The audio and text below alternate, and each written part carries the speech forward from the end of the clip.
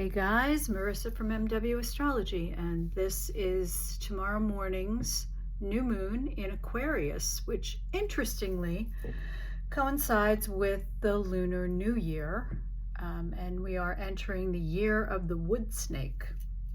And it's kind of interesting how the astrology from the Western point of view supports, aligns, connects with the astrology from the Eastern point of view. I make no claims as far as deep understanding of Eastern astrology, but I do know that the year of the snake is the year of shedding that which you no longer need. And because it is the element of wood, wood is aligned with springtime as far as the season goes, and it's aligned with new growth, getting ready for new things. But this is more of a preparation, I think, and it feels that way with the astrology of this new moon. So let's get into it. We have a new moon. It's 9 degrees of Aquarius. This is the first new moon of 2025 because the Capricorn new moon happened on December 30th of 2024. So it's setting a tone for the next 4 weeks, really. But Sun and the Moon are together at 9 degrees of Aquarius. And look, we have Pluto also in Aquarius at almost 2 degrees, conjunct Mercury at 2 degrees of Aquarius. So there's a lot of Aquarian energy here. That's a lot of air sign here. And because they are fairly close together, Pluto and Mercury and the Sun and the Moon, their energies are blending, right? All planets are different types of energy. And when they're close together like this, their energy kind of expresses as a unit. So Aquarius is the fixed air sign. Fixed signs tend to be a little more dialed into social experiences. They're more of the group. Mutable signs are more into the larger collective, and cardinal signs are the signs that are very, very personal. So we go from personal with cardinal signs into groups with fixed signs. And so fixed air, we have a concept with an air sign. Air signs are guided by logic, objectivity. Things have to make sense to them, and it has to look appropriate. So they're guided by a vision. And a fixed air sign like Aquarius, the fixed air sign, which is Aquarius, is guided by its vision for society. Aquarius energy is future oriented. It is not the sign that's going to look at the past with any fond nostalgia. Aquarius wants to move forward. It's innovative. It deals with technology. It deals with using things in new and different ways. And it deals with rebellion. The last time that we had Pluto in Aquarius, and I'm sure you've heard this and I've talked about it, was the late 1700s, the times of the American Revolution and the French Revolution, and as someone pointed out, the Industrial Revolution. So pretty much the way everyone lived their life got turned on its head the last time Pluto was in Aquarius. And this Plutonian energy is infusing this new moon in Aquarius. So we're talking about, what do you want for your future? How do you want to move forward into your next cycle? And this is because Mercury is your thoughts, Pluto is your power, your self-empowerment, and when it's not online appropriately, it's your control issues, where you're trying to control situations and conditions and people in order to feel powerful, rather than empowering yourself and dealing with whatever it comes your way.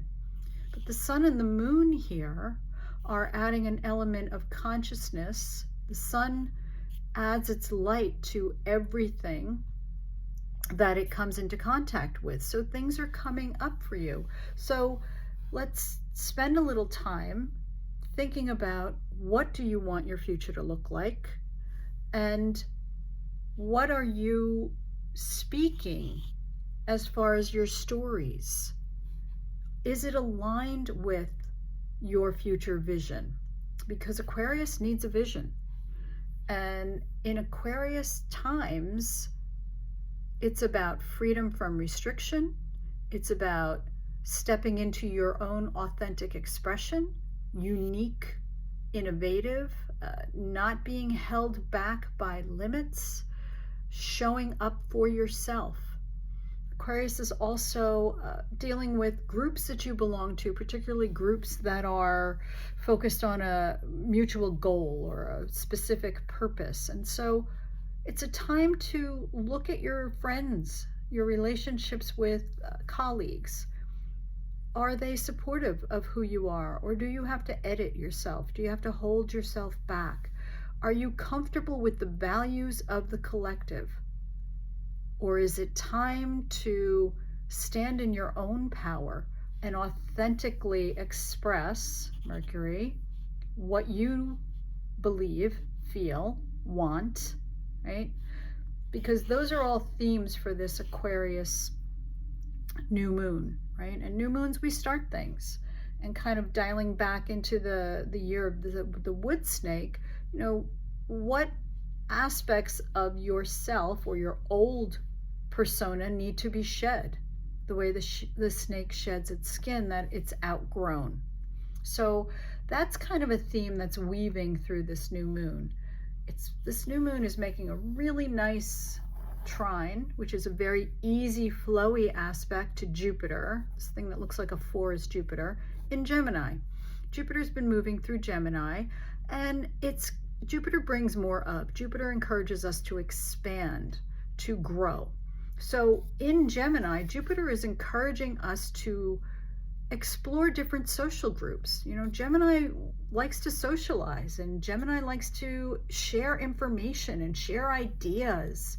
And with the Aquarian connection feeding it, these are new ideas. These are possibly revolutionary ideas. You know, before the American Revolution and the French Revolution, nobody thought about overthrowing colonial rule. That wasn't a thing.